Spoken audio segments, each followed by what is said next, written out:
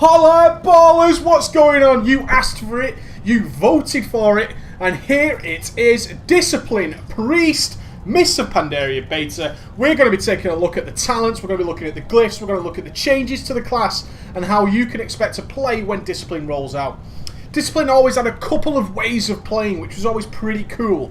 We had the Atonement spec, where we could be doing DPS, putting out decent healing at the same time, and we were always casting. In fact, it was one of the key features that many of us enjoyed about the Disc Priest in PvE, is that we were always doing something. There was no time for waiting around and doing other sorts of stuff.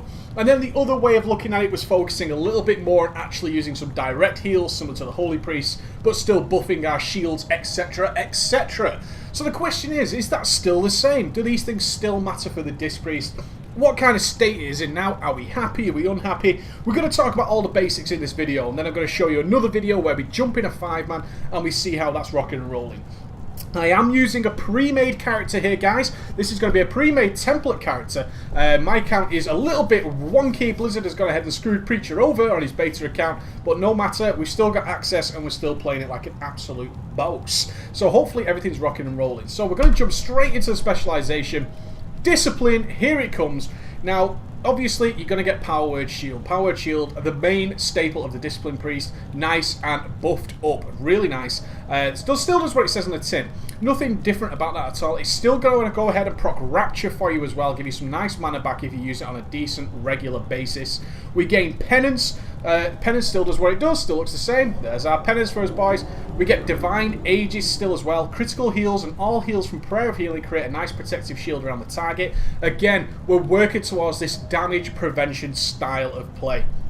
And then we go and get our typical Booby Shield. That's still there. We can still drop the Booby Shield. That's cool. The first thing we're going to notice that's new, and I purposely avoided it, is Spirit Shell. Spirit Shell has just replaced Greater Heal. Now, this is the big bone of contention amongst all the long-standing Discipline Priests. Finding a place where Spirit Shell becomes into its own. Let's have a little read of it. It's going to set you back 6,000 mana. Creates an absorption shield on the target for 47,000 damage, lasting 8 seconds. When the shield expires or is dispelled, the target is healed for 80% of that amount. Now, this is an interesting take by Blizzard on a way of modifying and giving some sort of character to the Discipline Priest, more so than the Holy Priest. Everybody sort of saw Discipline as a Holy Priest with a bit more shields. I thought Cataclysm actually went a long way to give the Discipline Priest some character. And that's my phone going off. We're going to go ahead and put that silent. Booyah! But this is the big defining spell now. Now, we've lost Greater Heal. I'm pretty sad about that. Greater Heal, you mix that in with some inner focus action, was actually a super solid spell. I will note here in the core spells, one of the things that's missing is Power Infusion, for those guys who are wondering where it is, because you can see it on my bars. We're going to get to that later, don't worry about it. We're going to talk a little bit about Spirit Shell. Now, Spirit Shell also has a stacking component. I'm going to cast it on myself here, and you'll see there's my shield. It absorbs the 47,000 that it says. If I cast it again, it's now up to 76,000. Now, it stops stacking there. Whether this is a bug or not, I don't know. 76,000 still. So if I keep casting Spirit Shell, it does stack give you one stack of Grace as well, which is cool. The main staple of the Discipline Priest, increase all healing. And then it's still at 76,000 after several spams. You can see by my mana bar, it's not that costly. I am out of combat now, but with you guys, we're better looking for raid gear. Like I said, this is a pre-made character. He's rolling around in some 378. That's okay, no big deal. But Spirit Shell replaces Greater Shield. Now, the big issue amongst all the big Disc Priests and the long-standing Disc Priest series, how does this fit into our gameplay? It feels awkward. It feels very, very awkward. Main factor is, when we used to cast Greater Heal, which is the spell this has replaced, we generally look at someone who was lower on health than a heal would take care of, but wasn't in the danger zone where flash heal was required. So we'd go ahead and cast a nice, slow, big, hefty Greater Heal. Now, if we go ahead and do this on a tank, so let's face it, this seems more focused at the tanks, because we want to make sure we're getting that 50k or 80k absorb that Spirit Shell puts on, because that's more powerful than the 80% it would get if the shield wasn't used. The problem is, if we are spamming this, we need a partner. we need a partner, because even in 5-man heroics, this spell is actually used up pretty quickly and the target still gets no healing. So in our natural course of playing, we tend to look at Spirit Shell and go, oh my god, that guy needs some help, and your fingers naturally go towards where Great Heal was. You drop a Spirit Shell on that guy and he's not getting any health back, and yet again you might be casting another Spirit Shell again. So we need to watch out for that one, guys. We're going to let's have a play with it in the 5-man, but just be aware your Great Heal is gone and Spirit Shell is now a core. Let's look at the talents. We're going to look at them all because this is the first priest video we've done. We've still got Shadow and Holy to go. The first one you're going to pick up and look at is Void Tendrils. It summons shadowy tendrils out of the ground, rooting all targets within 8 yards for 20 seconds. Killing the tendrils will cancel the effect. A very, very nice ability for PvP. I'm sure you guys have been looking for a route at some point. We also get Psy Fiend. Summons a Psy Fiend that stands in place for 10 seconds. The Psy Fiend casts a Psychic Terror on nearby enemies within 20 yards every 1.5 seconds, preferring anything attacking the priest. Psychic Terror also causes the enemies to flee for 30 seconds. Damaging may cause this effect. So it's a modification to your fear. You're now going to get this almost a totem that can be dropped down, and it's going to start pulsing fears out of it, and if anything's attacking you, it will prefer to fear them. Now, it's not an AoE fear by any means, it's a singular targeted fear. They also pick up Mind Control. It's now called Dominate Mind. Controls a mind up to level 125 for 30 seconds. Does not work versus mechanical beings. So if you missed your Mind Control, it is removed from the main core. It is a talent now, guys. That's where it lies. Don't worry about it. But nothing PvE related there too much, okay? PvPers will rejoice, I'm sure, at Void Tendrils and perhaps even Psy Fiend. Mind Control is probably going to be the one that's dumped out of those two. But if you're a heavy PvP, you can go ahead and tell me all about that. We then go into the next here. We've got Phantasm. When you fade, you remove all movement impairing effects from yourself. You become untargetable by ranged attacks, and your movement speed is unhindered for 3 seconds. How awesome is that for you PvPers, guys? I imagine you guys are going, holy God in heaven, that's good. Angelic Feather. Place a feather at the target location. If allies walk through it, they gain 60% increased movement speed for 4 seconds. Only 3 feathers can be placed at one time. Accumulates an additional charge once every 10 seconds. This is one of the abilities that's going to set the good priests from the bad, especially in a PvE environment. If we know we've got a huge target switch coming, we want a priest to have Angelic Feather and to place that especially near the melee and near the ranged camp. So when we do need to transfer and move, we can move so much faster as a group. It's like a constant stampeding roar. Absolutely fantastic and really, really inspirational. And this works hand in hand with good DPSers and good healers as well. They will have to be looking, where is the Angelic Feather? Let me get over it and let me get there faster so I can increase my healing, increase my DPS. Wonderful talent, really excited. In fact, the priest talents overall, fantastic, guys. So far especially. At level 30 we pick up Body and Soul. When you cast Power Word Shield or Leap of Faith, you increase the target's movement speed by 60%. We go ahead and shield ourselves. You'll see it comes up, Body and Soul. For 5-mans, I preferred this one. I was going to run some 5-mans on this guy, Body and Soul, especially if I'm leveling as well. I can just cast a shield on myself while I'm leveling. I can go ahead and get all the way around faster. Body and Soul, 5-mans and leveling, really nice little talent to have, be it Shadow or Holy, it doesn't really matter. The next one is some sort of mana regeneration thing, okay? Now, there's a lot of maths flying around over which one is actually better. So I'm going to talk about them all. Archangel is now a talent. Consumes your evangelism, increasing your healing done by 5% for each evangelism consumed for 18 seconds. Dark Archangel, increase the damage done by your Mind Flake, Mind Spike, Mind Blast, and Shadow of Death by 25% for 18 seconds. So it's the same as it does on live. When we consume that, it's going to give us some extra buff to our healing. For Atonement Priest, very nice, because that's where we're going to be stacking our smites and our holy flowers, getting our evangelism up. Nice little talent. And then we're going to talk about From Darkness Comes Light. You might see this flying around the forums, guys, and just being abbreviated to FDCL. A lot of people are getting confused by seeing FCDL spammed a lot of forums. It's From Darkness Comes Light, and it's the choice between these two that's the big, big thing at the moment. You have a 20% chance when you smite, heal, Spirit Shell, Flash Heal, Binding Heal, or Greater Heal to cause your next Flash Heal to be instant cast and no mana cost. It limits to 2 charges. And Surge of Darkness, you have a 20% chance when you deal damage with Vampiric Touch to cause your next Mind Spike to be instant and not extinguish your shadow damage over time effects from the target. So I'm not going to ignore the shadow portion of it until we do the shadow guide. Let's talk about the actual Surge of Light. Surge of Light we've seen before. Surge of Light has been in the game for a long ass time, no big deal. The question that's coming up is, these are now affecting spells that we cast all the damn time, whereas Surge of Light used to affect certain spells. So now we get it casting off absolutely everything. We have this chance to proc big Flash Heals, and Flash Heal does heal for a lot, guys. When we fire a Flash Heal off, You're going to see it's 28k. I've seen this going up 31k, 33k. Now we've got some grace on. 35k. I wish you'd crit. Crit for me. Let's have an inner focus. Nope, not even inner focus is going to help me do it. Well, fine. But it crits for about 80k. I've had it critting nicely for 80k in 5-mans and stuff. It's pretty nice. So we're going to get these 2 charges that we can fire off all the time. Now, this is what the discipline argument is, guys, and you can make your own mind up on this one, is basically discipline now has no big heal. In fact, flash heal is our big go-to heal. Heal just doesn't seem to heal enough. It takes a long time. It's going to drop about 17k, but flash heal is actually our heal because we don't have greater heal anymore. There you go, 78k crit, pretty nice. So when we do need to heal someone up majorly, Spirit Shell doesn't always cut it because they might actually take that damage, therefore they get no heal. From Darkness Comes Light gives the ability to keep slotting in while we're doing stuff like Spirit Shell to actually throw in some big healing spells, and therefore with the mana cost reduction is actually pretty nice, okay? So that's what we need to bear in mind for From Darkness Comes Light. The other option you can go with here is Mindbender. It grants an improved version of Shadow Fiend that deals more damage and generates more mana on a 4-minute cooldown, okay? Note the cooldown. The thing is, Mindbender actually is like a little guy. See if I can fire him off for you. No, I have no target. I'll fly off and see if I can get a target for you, just to show you a bit of Mindbender while I'm talking. Essentially, Mindbender is going to be a new Shadow Fiend for you. He's like a little dude. He looks pretty cool. Now, the thing with Mindbender is he actually takes the benefit of your stats, such as a Summon Demon would if you're a Warlock or anything like that, and you Spirit Wolves if you're an Enhancement Shaman. He does take the benefit of your stats, which means if you have something like Borrowed Time on you, this will do here, just to give you guys an idea of what he looks like. Go ahead, buddy. There he is, the little dude. He's a little headworm. He's going to TPS away, and he gives a ton of mana back. Believe me, this thing will regen almost a full mana bar.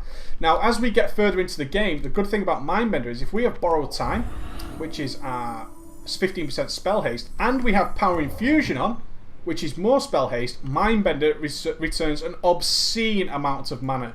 Crazy, crazy amounts of mana. He's a really, really nice little dude. He's going to give you an absolute asshole face man amount of mana back. He's a big, badass geezer. We really like him.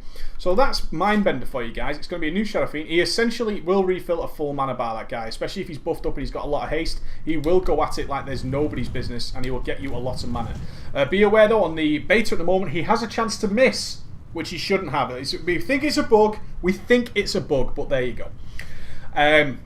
The choice essentially seems to be for Discipline is for FDCL or Mindbender. Personally, for 5-mans and stuff, I think FDCL comes in more handy. Mindbender if you're raiding, and you can time it really, really nicely because you've got that partner support where people will get topped up by health while you're dropping Spirit Shells all over them. So keep that option in mind, guys. Our next one is Angelic Bulwark. Anytime a damaging attack brings you below 30% health, you gain an absorption shield equal to 20% of your total health lasting 20 seconds. That only occurs every 90 seconds max. Pretty nice. PvPers especially. Spectral Guise, your shadow blurs into the darkness, leaving your true form behind. As a shadow, you are stealthed, but remain in combat. Last 6 seconds or until your true form is hit by 3 direct attacks. Yes, PvPers, rejoice! That is a pretty amazing little ability. Only 30-second cooldown as well. Pretty crazy was going to have stealth priests out there. Pretty insane. Desperate Prayer instantly heals the caster for 30% of their total health. Always handy to have Desperate Prayer. I love Desperate Prayer. From a PvE perspective, I rocked the Desperate Prayer straight off the bat. At level 75, we pick up Twist of Fate. After damaging or healing a target below 20% health, you deal 15% increased damage and healing for 10 seconds. Okay, so bear that in mind if you're rocking the Atonement spec. Power Infusion, as good as it always was. Infuse the target with power, increasing spellcasting speed by 20% and reducing the mana cost by all spells by 20%. I love Power Infusion for them holy crap moments where we feel like we need to spam a ton of mana. Power Infusion comes and lets us put out a ton of healing for a lot less cost. Really love it. And we also get Divine Insight. I'll just read the discipline part. When you cast Spirit Shell, there is a 40% chance your next Power Word shield will both ignore and not cause the weakened soul effect. Feels very weak to a timed cooldown when we really, really need it, and even towards Twist of Fate if we're rocking the Atonement style. I'm looking, obviously, from a discipline point of view. These two seem the obvious choice. For me, I love Power Infusion. I can use it when I need it, and that's what I love about it. And I can time that as well with Mindbender. It all comes together really nice, a really great synergy. Level 90 talents, you guys wanted to know what they were like. We get Cascade at 10,000 mana, launches a Holy Bolt at the target that grows in power as it travels, which causes up to 18,000 damage to an enemy or up to 18,000 healing to an ally. This effect can bounce from allies to other allies, from enemies to other enemies. Each time it bounces, it will split into 2 bolts, preferring farther away targets and never hitting the same target twice. Now, the bit that bothers me about this one is the being further away. In which case, whenever the raid is super stacked up, this thing is going to be incredibly powerful. Massively powerful, because everybody's going to get a nice, big, sturdy heal. It's 18k, so it's not overpowered, but it's going to be splitting into 2 every single time. You'll essentially be able to heal everybody in the raid very, very quickly, at least for something, and keeping them alive. We get Divine Star as the other choice at 5,000 mana. Fires a Divine Star in front of you, travelling 24 yards, causing divine damage to all enemies and healing to all allies within 6 yards of its path. After reaching its destination, it will return to you and deal damage and healing to all its targets on its way back. Try and think of this as a flame orb from a mage. So it's a flame orb that you're going to shoot out yourself, but it's obviously going to be yellow for the holy power. It's going to shoot out of your chest. Then it's going to turn its ass around and it's going to come straight back to you. And everything in a path in front of you is going to be healed for some amount. It's a bit situational at best. We're going to have to stand, obviously, away from the pack in order to get the best use out of it. And that's what kind of makes me go, I wish it didn't do that. Compared to Cascade, I'm not liking it. But if there is a pack where we've got a group of people over here, group of people over there, maybe Divine Star comes in handy. We then get Halo. Creates a ring of holy energy around you that quickly expands and grows in power up to 30 yards away. Deals holy damage to enemies and up to 33,000 healing to all allies with the greatest effects at 25 yards. So, if you are stood in the middle of a pack and you've got people spread out, the greatest effect is at 25 yards, okay? And this ring will expand around you. It's a 40-second cooldown costing 15,000 mana because it's a lot more healing. It's a 40-second cooldown. A pretty sweet ability. At the moment, Cascade looks great from a raid point of view, I would say. I think that's looking pretty cool. This is like a weaker Holy Radiance that costs a hell of a lot. 15,000 mana to our 100k is a lot. A lot of mana. Divine Star situational again. At the minute, overall, Cascade feels the best. I'll give you a quick overview of glyphs. Now we're going to jump into some gameplay. I'll ignore the ones that don't affect discipline. So we've got Glyph of Dispersion, Desperation, sorry. It allows your Pain Suppression and Guardian Spirit to be cast while stunned. Everybody loves that in the old PvP world. Your Dispel magic also damages your target for holy damage when you successfully dispel a magical effect. So if you're a PvPer there, it's pretty weak, let's be honest. It's not a great deal of damage. Glyph of Fade also reduces damage taken by 10%. So if you're combining that with Phantasm, you're getting a nice big get out of jail free card, and really, really nice in an emergency situation. Got Glyph of Fear Ward, reduce the cooldown and duration of Fear Ward by 60 seconds. Remember, it reduces the duration as well. So if you're going to be hot swapping Fear Ward around, pretty cool. Holy Fire, if we're playing Atonement, your Holy Fire is now instant, pretty decent. Doesn't reduce the mana cost, note that. Only reduces the cast time to instant. Holy Nova is now a glyph, guys. If you're wondering where Holy Nova had gone, it's now been put in as a glyph. Still does exactly what it does in game, but it's now a glyph. Nobody likes Holy Nova, fucking garbage. Inner Fire, increase the armor gain from Inner Fire by 50%, pretty cool. Inner Sanctum, spell damage taken is reduced by 6% while in Inner Fire, and your movement speed is increased by Inner Will by 6%. Leap of Faith, your Leap of Faith spell now also clears all movement impairing effects from your target, pretty decent as well. Levitate, increase your movement speed while levitating for 10 seconds after, and for 10 seconds afterwards by 15%. Nice big movement speed increase. We'll skip Lightwell, we can't get that. Reduce the mana cost, the cast time of Master Spell by 1 second. Mind Blast, no. Mind Spike, no. Penance, increase the mana cost of Penance by 20%, but allows Penance to be cast while moving. Interesting little choice there. Keep an eye on that, because Penance doesn't cost piss all. Let's face facts, Mana Bar doesn't even move. To cast Penance on the move, pretty nice. With Powered Shield, 20% of the absorb from your Powered Shield spell is converted into healing. So you do actually lose 20% of the effect of that Powered Shield, the 40k, and it will go into some healing. Powered Shield can often feel like a lot of overheal for Disc Priest sometimes, especially if they use it at slightly the wrong time, so one to watch. This one's interesting for me. Glyph of Prayer of Mending. The first charge of your Prayer of Mending heals for an additional 60%, but your Prayer of Mending has a 1 fewer charge. I actually think that's totally awesome. We're always finding Prayer of Mending generally at the tank to get that first big hit. Getting a little 60% extra on there for that emergency instant cast heal. I think that's pretty nice, so we'll keep watching that. Purify, your Purify spell also heals your target for 3%. We've seen that before. Reflective Shield's now a glyph as well, guys, so you PvP Disc Priests have got a lot to play with. 45% of the damage you absorb with Powered Shield is reflected back. Renew. Now, Disc Priests are going to start using Renew quite a lot, guys, so be aware for this. Renewed is not counted out as Disc Priests. Your Renew heals for 33% more each time it heals, but its duration is reduced by 5 seconds. 3 seconds. Shackle and Dead. Smite. Your Smite spell inflicts an additional 20% damage against targets inflicted by Holy Fire, which of course for Disatonement, DPS Priests actually increases to 20% more healing. Realise that one, guys. And we get Glyph of Strength for Soul. When you cast Inner Focus, you become immune to silence, interrupts, and dispel effects for 5 seconds. All good. The rest of the stuff is Shadow. We're not interested in that. The fun glyphs. Your Shadow Fiend receives 5% of your maximum mana if your Shadow Fiend dies from damage. Shadow Apparition. Your levitate targets will appear to be riding on a cloud. Shadow. Your appearance of your Shadow form is to be less transparent if you want people to see your gear. Glyph of Fading. Reduce the mana cost of Fade. Reduce the mana cost of Fortitude. Blah, blah, blah. Boring. Priest got a bit shafted on the fun glyphs, unfortunately. So, those are the talents. Those are the changes. In terms of spell changes, not a great deal. Just the main one is the Greater Heal change. Do note that Divine Hymn is gone, okay? The Hymn of Hope is still there. Restores 2% mana to 3 low by targets, blah, blah, blah. Maximum of 12 mana restores. But Divine Hymn is no longer here. Divine Hymn is gone.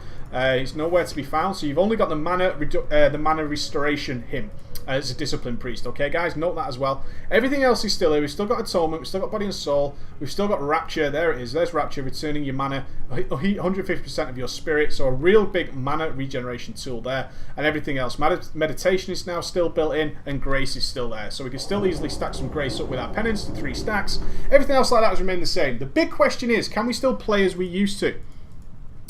Oh, you're level 87 talent, you want to know this. You and your current targeted party or raid members swap health percentages, increasing the lower health percentage of the two to 25% if below that amount. A nice big raid cooldown as well to go along with our lovely pain suppression, which is 40% damage reduction. Really, really good. Everything's pretty cool, guys. Everything's pretty cool. Everything's pretty similar besides Spirit Shell, essentially. That's the only thing that's really, really missing is we've changed Spirit Shell for Great Heal. We're going to jump into a 5-man now and compare the two styles of play. Hope you enjoyed that. That's preachy. I'm going to do the gameplay for you video now. Take it easy, ballers.